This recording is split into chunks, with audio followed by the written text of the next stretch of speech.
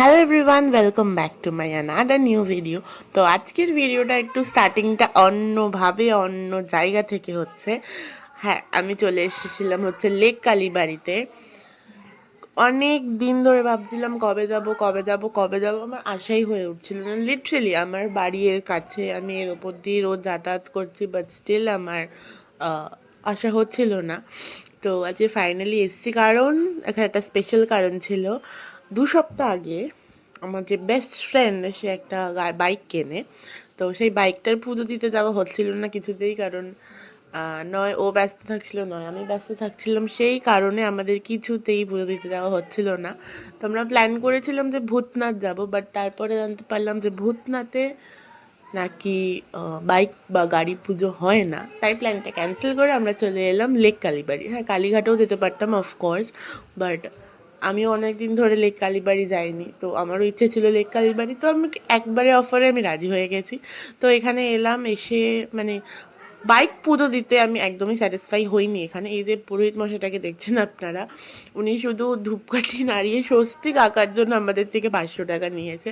না উনি ফুল পরিয়েছেন, মানে ফুলের মালা, না লেবু লঙ্কা ঝুলিয়েছেন, কিচ্ছু করেনি, কিচ্ছু না। জাস্ট মানে কোনো কথা বলেনি, কিচ্ছু বলেনি। উনি জাস্ট ধূপকাঠি নাড়ালো, একটা স্বস্তি কাটলো আর চলে গেল। তারপরে আমরা ভাবছিলাম কি করব। তারপরে যে দোকান থেকে আমরা ডালাটা কিনেছিলাম পুজোর, সেই ডালাটা থেকে দাদাটাকে বললাম যে কি করব। তো উনি নিজে এসে, না তো কোনো এক্সট্রা টাকা নিয়েছে বা কিছু, উনি নিজে এসে খুব সুন্দর করে আমাদের বাইকটাকে সুন্দর করে মালা ফালা পরিয়ে সাজিয়ে দিল।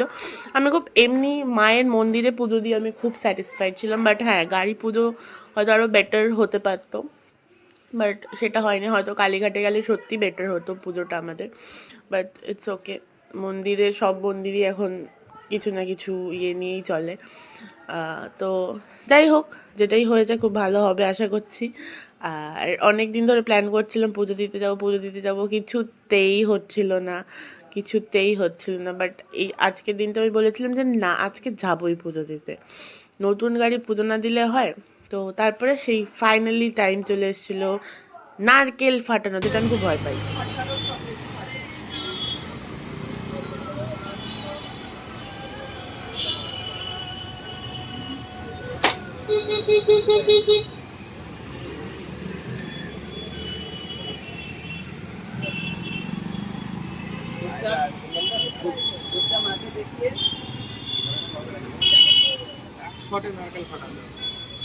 এক শটেই নারকেল ফাটিয়ে দিয়া।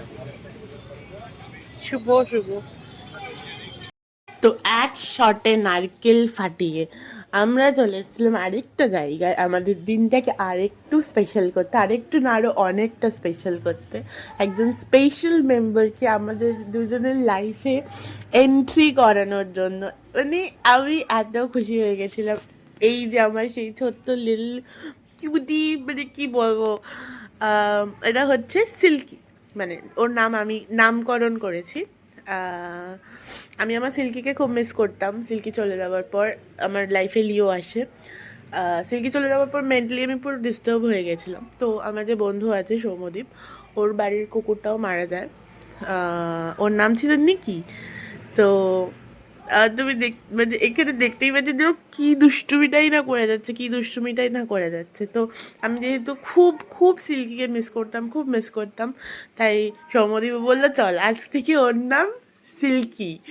তো এত খুশি হয়ে গেছিলাম না, মানে এত খুশি, মানে সত্যি আমি আমার ছোটো সিল্কিকে আবার নিয়ে চলে এসেছি। হ্যাঁ, ওর বয়স 3 মাস, কাইন্ড অফ অ্যাডপশনে নিয়েছি।